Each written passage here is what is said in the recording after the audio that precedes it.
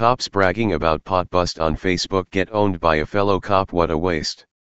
Tennessee cops got a dose of reality by a fellow cop who called them out for wasting their time and resources to bust people for a plant. By Matt Agarist, September 7, 2017. Cookeville, Tennessee. One by one, police departments across the country are learning the hard way just how asinine and tyrannical marijuana prohibition is. Despite the heavy backlash from those who see the drug war for the violent and racist despotism that it is, clueless cops keep bragging about arresting people for a plant that is legal in some form in over half the country. The latest department to get a dose of internet reality is the Tennessee Highway Patrol, but this time the reality is from another cop. Last Friday, the THP's Cookeville District Sergeant Jimmy Jones and TRP Kevin Ballou busted a man carrying an arbitrary amount of a plant that is legal in some form in over half of the country. Then, just like all the clueless departments in front of them, they took to Facebook to brag about it. Naturally, they were lambasted by commenters who called them out for not solving real crimes and for ruining people's lives over a harmless and beneficial plant. But then, Tony Shope, a former police officer, chimed in with deafening logic. What a waste of good officers' time. I am a retired 26-year cop and believe weed should be legal all over. The South will figure that out one day. I would any day rather deal with someone smoking than the DUI/DWI from the bar. You have better things to do. I quit apprehending MJ cases years ago as it wasted the courts and my time, Shope said. Advertisement. Of course, the apologists' heads collectively exploded after seeing a cop stand against the war on drugs, so they came out of the woodwork to challenge the former officer. Read more, make arrests, issue tickets or get fired. Missouri police caught in disgusting quota scheme. It was your sworn duty to uphold the law. You failed the citizens of Tennessee and violated your oath. You're a thief for accepting a paycheck. Tim Trentham wrote. Some of us still have a moral compass. An officer is sworn to uphold the law, not dictate it. However, Shope, using reason instead of blind order following emotion, proceeded to dismantle Trentham's ill-conceived notion.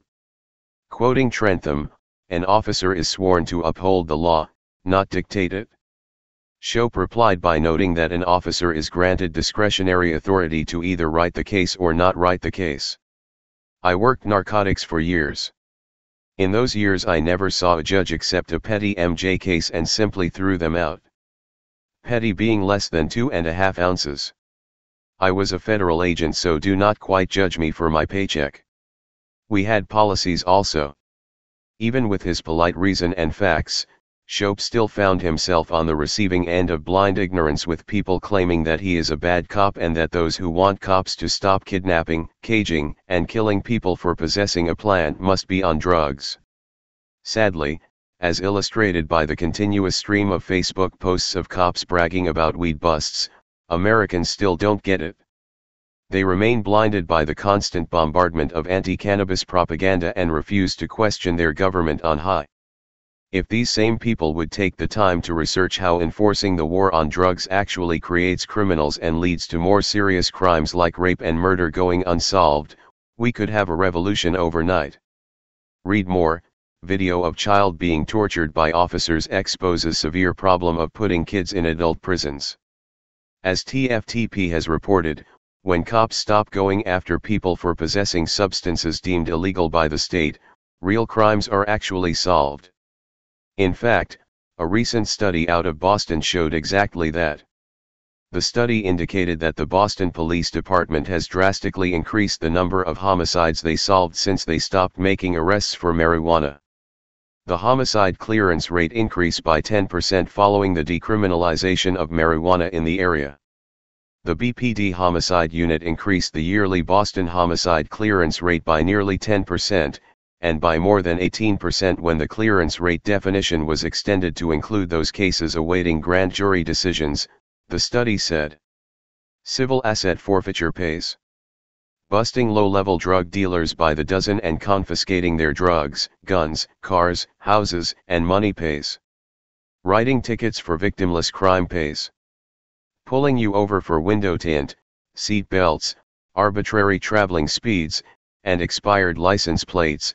These are the things that pay. Solving murders does not pay. However, as the drug war toned down slightly with the decriminalization of marijuana, the department was miraculously able to funnel more resources and dedicate more officers towards solving murders. This is common sense. In the United States, the murder clearance rate in 1965 was more than 90%. Since the inception of the war on drugs, the murder clearance rate has plummeted to an average of less than 65% per year. This decline is in spite of there being far fewer murders. It is also in spite of new technological developments to help police solve crimes, like DNA testing, advanced forensic labs, and unethical spying devices like the Stingray. Read more.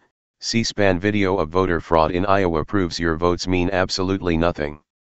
Despite the near-complete erosion of the constitutional protections against unlawful search and seizure, the clearance rate for murder continued its free fall.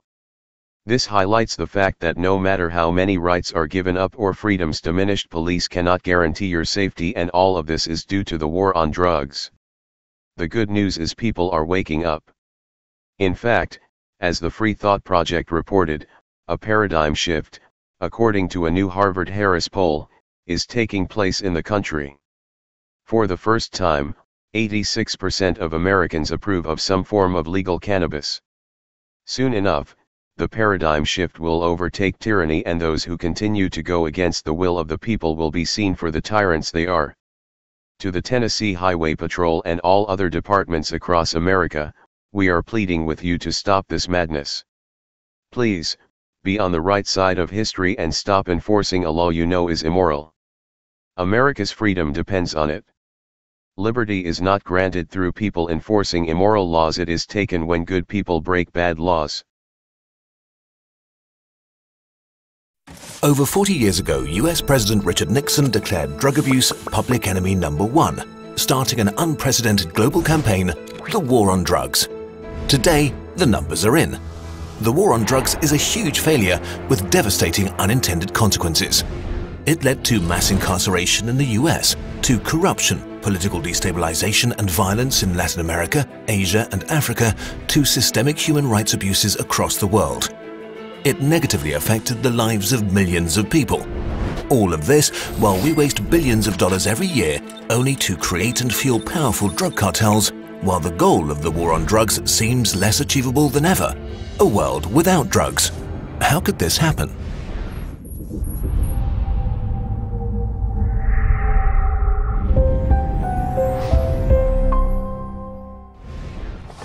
The core strategy of the war on drugs is no drugs, no problems. So almost all of the efforts in the last few decades have been focused on eradicating the supply of drugs and incarcerating drug traffickers. But this ignores the most fundamental of market forces, supply and demand. If you reduce the supply of anything without reducing the demand first, its price goes up. This might lower sales for many products, but not for drugs. The drugs market is not price sensitive. Drugs will be consumed no matter what they cost. So the effect is to encourage production of more drugs and recruitment of more traffickers, which increases availability. This is also known as the balloon effect. Even if drug production or a major supply route is destroyed, the supply for the end user is not reduced. A perfect example of this is crystal meth.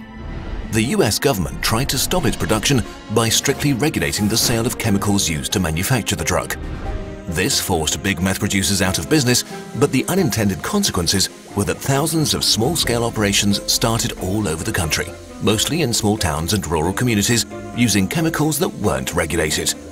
In response to this, some US states wanted to reduce the supply of homegrown meth by regulating even more chemicals, which reduced small-scale meth production drastically. But the supply of meth still stayed the same. Mexican drug cartels immediately took over and opened big production operations. Their meth was even better than it was before, and they had loads of experience in smuggling. So all these efforts made meth production more professional, the drug more potent, while supply wasn't reduced at all. You can't win this war on the supply side. Not only are drugs widely available, demand unbroken, and some drugs purer than in the past. With a budget of around $30 billion, the US Drug Enforcement Agency has an efficiency rate of less than 1% when it comes to stopping the flow of drugs into the US and inside the US. For many minors around the world, it's as easy to get illegal drugs as alcohol. But it doesn't stop here. Prohibition may prevent a certain amount of people from taking drugs, but in the process, it causes huge damage to society as a whole. Many of the problems we associate with drug use are actually caused by the war against them.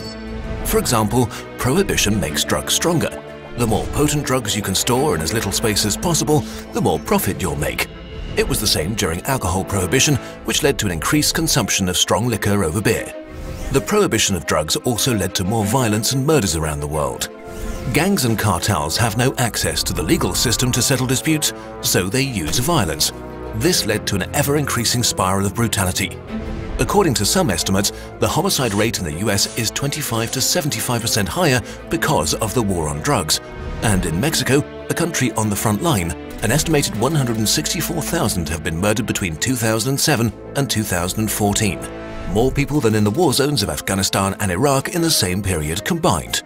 But where the war on drugs might do the most damage to society is the incarceration of non-violent drug offenders. For example, the United States, one of the driving forces of the war on drugs, has 5% of the world's total population, but 25% of the world's prison population, largely due to the harsh punishments and mandatory minimums. Minorities suffer because of this especially. African Americans make up 40% of all US prison inmates. And while white kids are more likely to abuse drugs, black kids are 10 times more likely to get arrested for drug offenses.